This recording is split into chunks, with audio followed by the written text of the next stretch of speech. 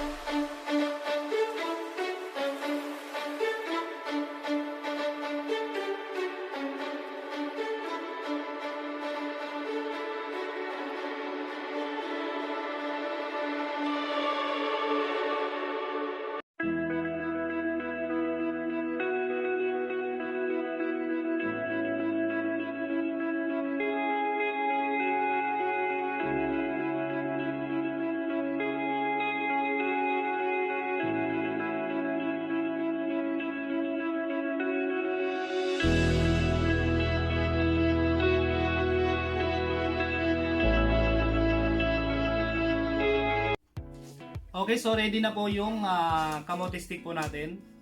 Okay. So, titikman na po natin.